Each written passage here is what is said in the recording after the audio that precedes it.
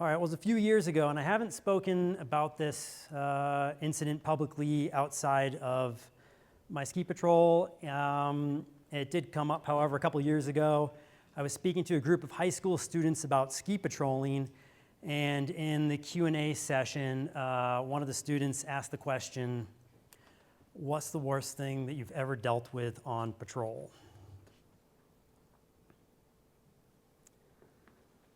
But before I turn in, or get to turning points and lessons learned, I want to talk about my history, my relationship with Darren a little bit. So this starts back in 1987. My family moved to Madison, New Hampshire, and one of my neighbors was Darren. He was 6 and I was 7. We became instant best friends, and we were inseparable. Our lives were intertwined. We were raised by all of the parents in our community, and we were latchkey kids, so we spent a lot of time together. And throughout this, our favorite activity was skiing.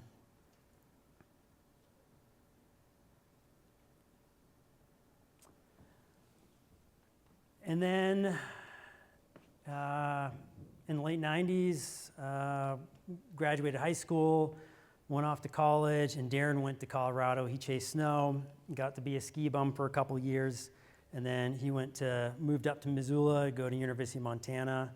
And then when I graduated college, I reached out to Darren, tried to figure out what I should do, and he convinced me to move out to Montana. And I thought I was going to move out to Missoula with him, but he suggested I move to Bozeman. The skiing was better here. So I did that, and I landed a job at the Yellowstone Club, and then eventually got into ski patrolling and found a dream job. And every year would have Darren come out a couple times a season. Here we are on top of Middle Peak, and try to convince him to ski patrol. I knew he would love it as much as I did. And in 2010, 2011, Darren joined the patrol. On the day after he interviewed for the job, we went out and skied towards Cedar. It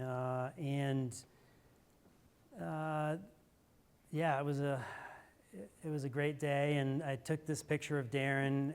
We were not that far from where Darren died. And Darren loves ski patrolling, so I just got a few shots here of him patrolling.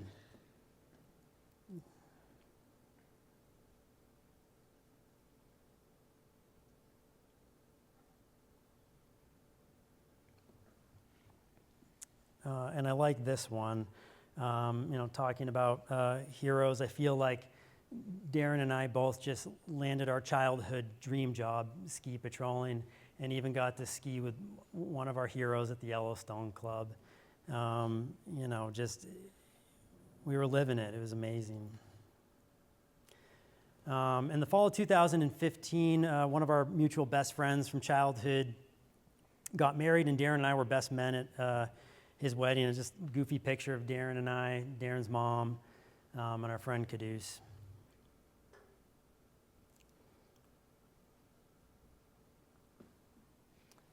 And then on January 19th, 2016, that all changed.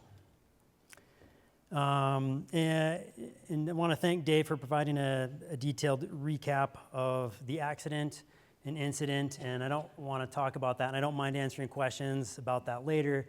But what I want to focus on are not the event or the days after, but more the weeks and the months that followed. And specifically what I want to talk about is my journey through profound loss, grief, recovery, and resilience, and what that looked like. I'm going to go back one. So how do I do this? How do I do this moving forward? How do I keep doing this? I'm the assistant patrol director at the time, and I just selected my best friend and Connor to go on a mission. I was in charge that day, and he died So how do I keep doing this? How do I keep doing this job? Or do I keep doing it? Can I keep doing this job? I think it's both a moral question and an existential question for myself. If I keep doing this, if I can keep doing this, if I should keep doing this. And in this, particularly in the weeks and months that followed, I was blaming myself for his death, and I was questioning everything that was important to me. I was questioning my relationship. I was questioning my job. And there was a big part of me that just wanted to go back to New Hampshire. I just wanted to retreat to this safer place with my mother, with my friends I grew up with. I didn't know what to do.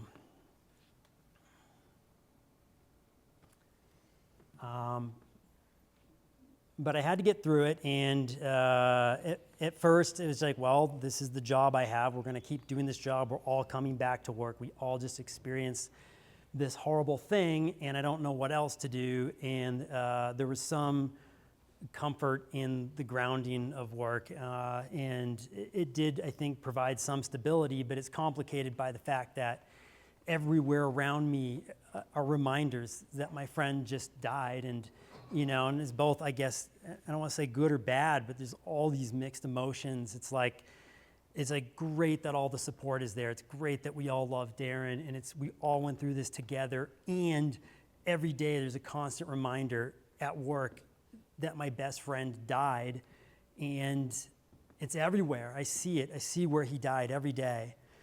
That was really hard. So, there's a slide. Ask, is it helping or is it harming? And I don't think I knew at the time that this is like what I was like doing deliberately. Like I didn't have a name for this, but I was trying to figure out what was helping me and what wasn't helping me. And one thing that I recognized right off the bat was alcohol wasn't helping me. And I'm not saying that I went sober, that I stopped drinking, but I realized that heavy drinking and frequent drinking wasn't helping. It was kind of like numbing the pain, prolonging the pain, and I wanted to feel it and make sense of it. And so I pretty much cut that out. Not entirely, but yeah, I knew that wasn't helping. It was pretty obvious to me at the time. And then talking about what's helping, it helped me to have distractions, especially because work was this place where it was a constant reminder of my friend's death. So exercise was a good distraction. I think it was a healthy distraction. And so whenever I could, I'd get straight out of work and go Nordic ski, or I'd get out of work, I'd drive to Spire, go climb, get in the car, drive back up the canyon, go to bed, do it over again. And this is just a little bit of a tangent, but this is like where my headspace was at after this. It was like, as much as I was like, this is good, this is helping me. I remember being at Spire and wondering if the people around me knew that I had killed my best friend. And this is like absolutely ridiculous to think this. I did not kill Darren, but this is like where my mind was going, kind of as I was grieving. And yeah, it was rough. And here it transitions well into this. I knew I needed therapy. I knew I needed counseling. I needed help. I didn't have a therapist at the time. This was obvious. I was like, I need to do this. I knew this. And even knowing that, I would pick up the phone and hang up. I had a number to dial. I would dial the number of an office, and they'd put me on hold, and I'd hang up. I just couldn't do it. The littlest roadblocks stumped me, and I don't know why, but I couldn't help myself here. And I had another good friend, or still a good friend of mine, Lawrence Haas, and he just asked me, if I set this up for you, if I set up an appointment for you, will you go? And I said yes. And that was a turning point for me in the sense that it didn't derail me, and it was extremely helpful. And if there's no other takeaway from this, if you know somebody who's going through profound loss, this is something you can do that's going to be real easy for you to do, and it could make a huge difference in someone's life. Something else that came out, and I don't remember a whole lot, other than I learned about grieving and grief and loss. And it was also the first time that I thought to myself, these feelings are normal. Like, it's not okay, but it is okay. And kind of had this first moments of hope, I'm gonna get through this. Starting to understand grief and grieving a little bit.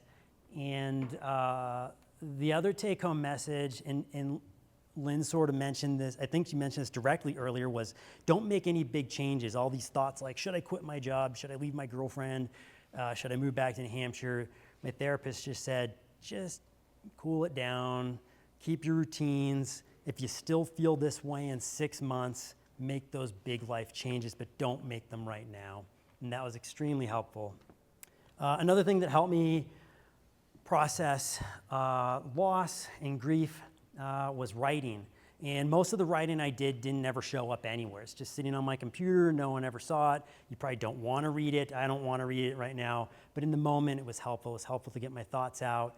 And it was helpful in trying to process feelings, emotions, and understand what was going on. One thing I did write that I think was coherent was I wrote an article for Darren and I sent it to the Avalanche Review. And the first bit of the article is everything, or kind of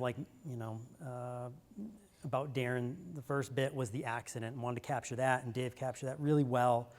And that's that bit of it. And then in the middle of it, I wanted to capture Darren. And I wanted to capture his spirit, his essence, his soul, who he was as a person.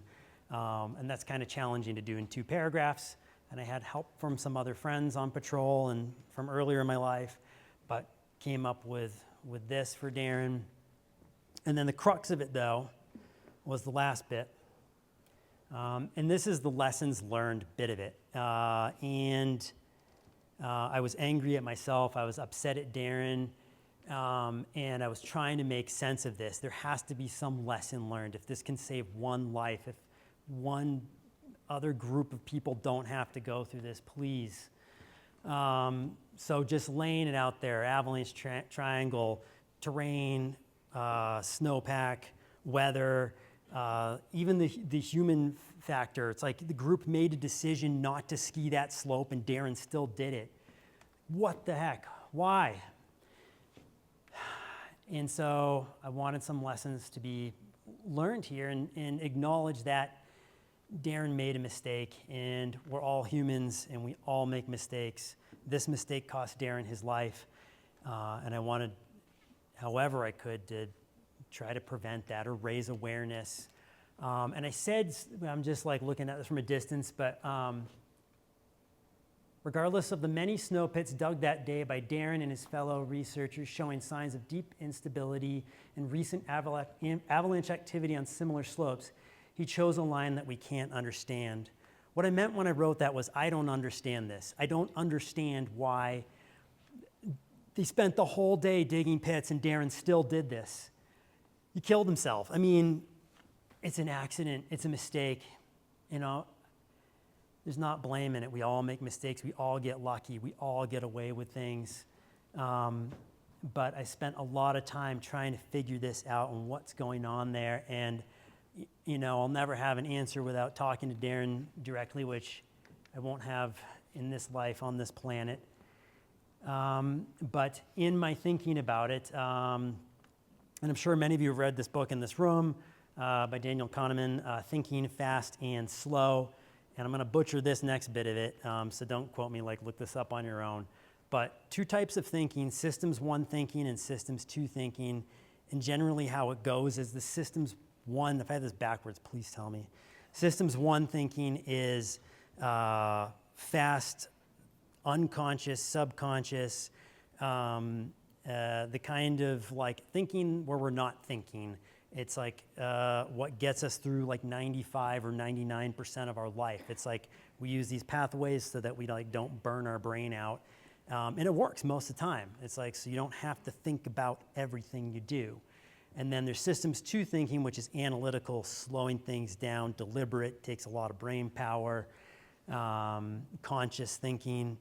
And this is what the group demonstrated with systems 2 thinking right before they traveled down that slope and made that plan to ski around the avalanche terrain, or certainly around the more like critical avalanche terrain.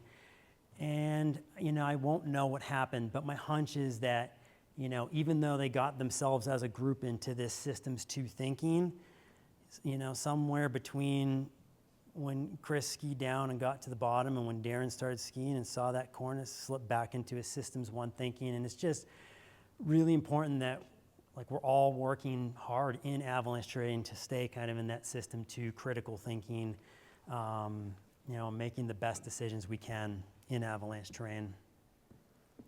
That summer after Darren's death, I went back to New Zealand.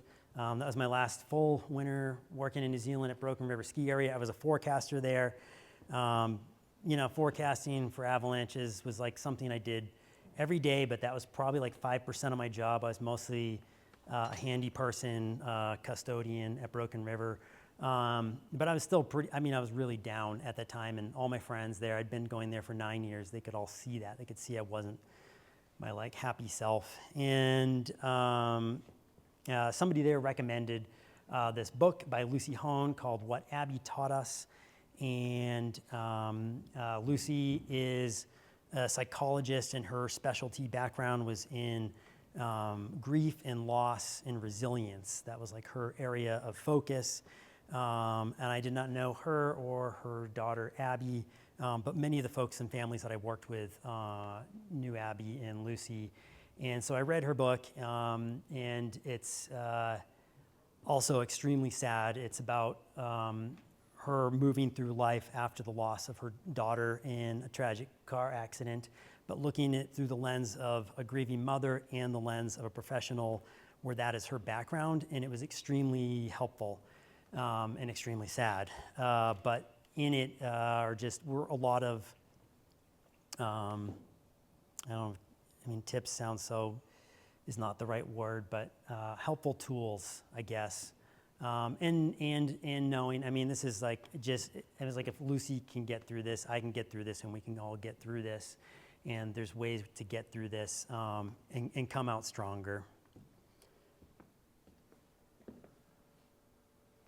I threw this in here from the book.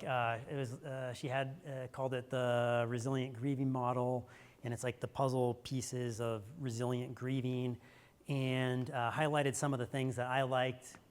Ask, is this helping or harming? Don't lose what you have. Nothing lasts forever. Choose where your focus lies. Accept the good.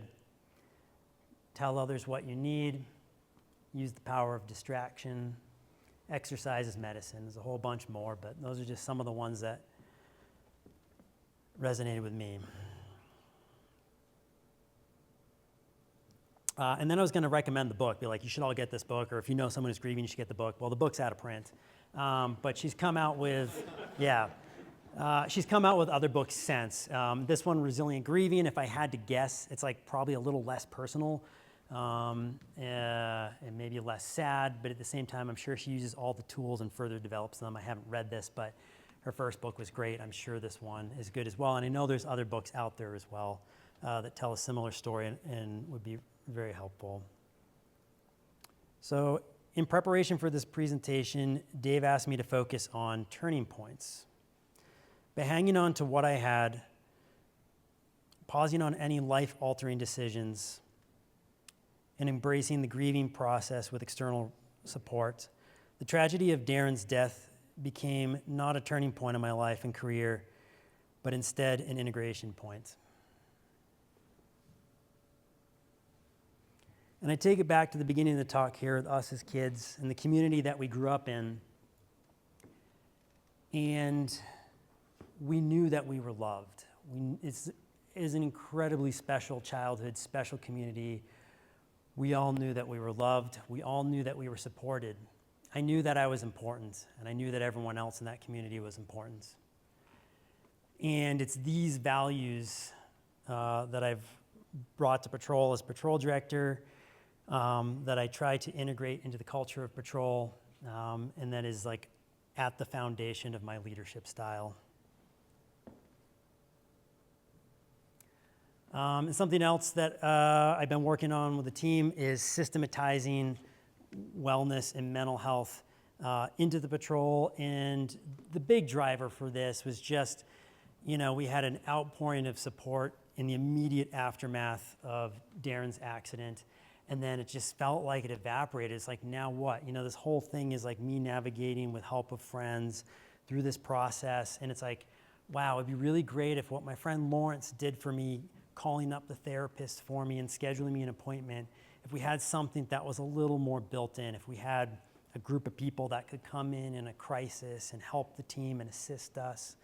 And it was important to me that whoever we worked with or however this developed, it was somebody local, somebody in the community, someone we can build a relationship with, build trust with, someone that's there to provide wellness resources, but also a connection point to help us out in a crisis and to connect us and connect the team to other resources.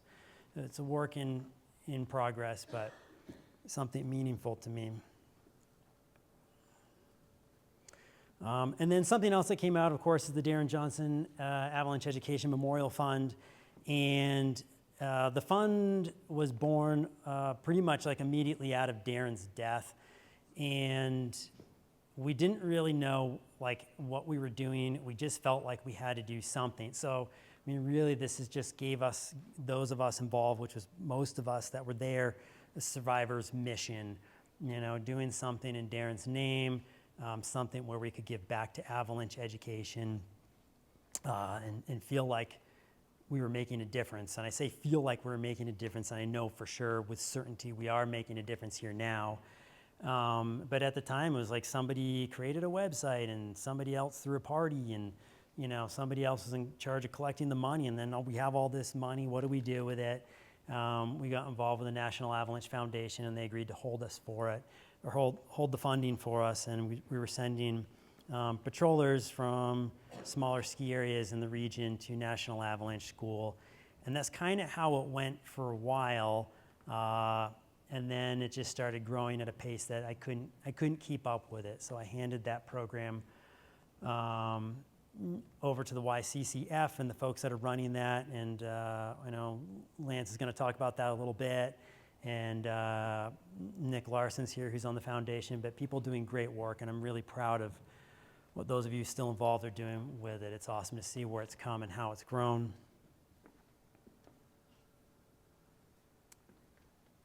My final thought is make sure you're making time or spending time with the ones you love, and be sure to tell those people that you love them. Thank you.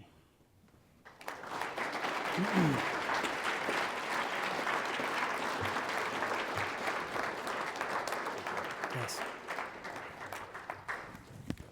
All right, everybody stand up. Take a deep breath. Shake it out. There's been a lot of really powerful talks today. Thank you, Dave, for sharing your experience with Rob earlier. One more deep breath, and we'll do some question and answer with these guys. All right, have a seat. Thanks, guys. All right.